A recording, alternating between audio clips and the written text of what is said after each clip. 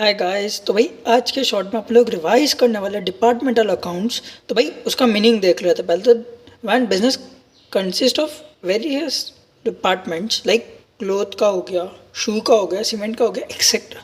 अब एडवांटेजेस तो आप पढ़ ही लेना। अब आ जाते हैं एक्सपेंसेस पे। तो भाई जो स्पेसिफाई एक्सपेंस है तो वो उसके पर्टिकुलर डिपार्टमेंटल के प्रॉफिट एंड लॉस में चले जाएंगे, और जो कॉमन होंगे ना तो वो उसको लाइक रेसिडेंट है तो उसको जितना एरिया पर्टिकुलर डिपार्टमेंट ने ऑक्यूपाई करके रखा होगा उसके ऊपर बांट देंगे। वजह से तो नंबर ऑफ वर्कर्स पे बांट देंगे। तो यार गाइस अब आ जाते हैं टाइप्स ऑफ डिपार्टमेंट पे। एक होता है इंडिपेंडेंट और एक होता है डिपेंडेंट। तो इंडिपेंडेंट पे जैसे मैंने लिखा है वॉच और सीमेंट, जिसका कोई एक दूसरे से कोई दूर दूर तक लेना देना नहीं है।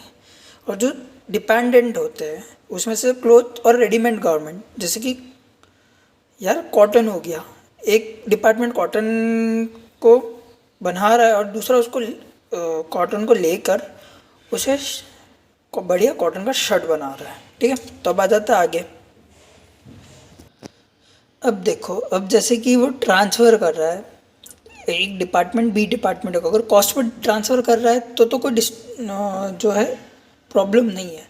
बट अगर ए डिपार्टमेंट बी को प्रॉफिट पे बेच रहा है या फिर हायर वैल्यू पे बेच रहा है, तो कई बार होता है कि भाई स्टॉक सेल हुआ और कई बार होता है नहीं हुआ। तो नहीं हुआ तो एक जो प्रॉफिट होता है ना वो एक क्रिएट हो जाता है कि यार अनरियलाइज प्रॉफिट बन गया, तो अब उसको कैसे ट्रीटमेंट करें। तो यार आगे आ जाओ। तो यार जैसे यहाँ पे आपको दिख रहा है कि अनरियलाइज्ड है और यहाँ पे रियलाइज्ड है। अब जैसे कि यहाँ पे 40 रुपीज़ जो है अपने रियलाइज्ड हो गए तो कोई ट्रीटमेंट में दिक्कत नहीं है। अब यहाँ आ जाते हैं जहाँ पे अनरियलाइज्ड है, कॉमन पीएनएल बना रहे हैं दोनों डिपार्टमेंट ए का और डिपार्टमेंट बी का। डिपार्टमेंट ए जो है ट्रांसफ़र कर रहा है 25 रुपये प्रॉफिट में, और डिपार्टमेंट बी ने वो गुड्स सेल ही नहीं किए तो वो उसके लिए नील हो गई।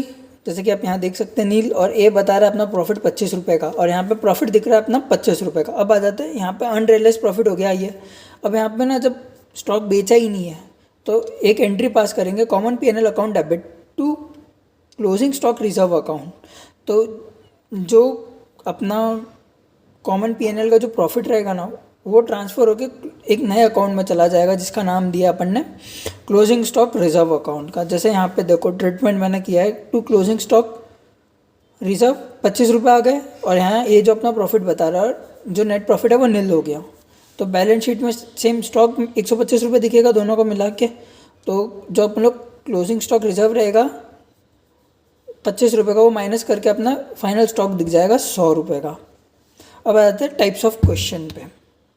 तो यार भाई इसमें हो सकती है 5 कंडीशन। पहली कि भाई दोनों डिपार्टमेंट अलग अलग काम कर रहे हैं तो कोई टेंशन नहीं। दूसरा कि भाई जो डिपार्टमेंट है वो एक दूसरे को कॉस्ट पर ट्रांसफ़र कर रहा है तो भी टेंशन नहीं। तीसरा, अगर ए डिपार्टमेंट बी को अगर हायर प्राइस पे सेल कर रहा है तो जो अभी ऊपर ट्रीटमेंट देखा था वही सेम यहाँ पे ऊपर देखा था ना ये वाला।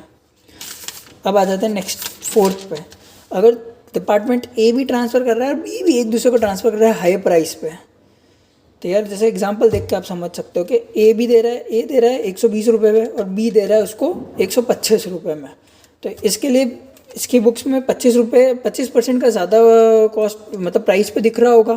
तो लिख दिया profit of B in stock of A, closing stock of A, and profit of A in closing stock of B 20% का।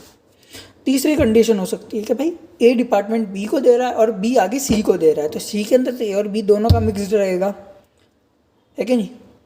तो अब जैसे कि ए के अंदर तो कोई भी अनरियलाइज नहीं होगा, बी के अंदर ए का अनरियलाइज प्रॉफिट होगा, सी के अंदर ए और बी दोनों का अनरियलाइज प्रॉफिट रहेगा। तो गाइस आ चुके हैं मार्कअप अकाउंट और मेमोरेंडम स्टॉक अकाउंट को लेकर, जिससे ना लाइक काफ़ी बच्चे डरते हैं।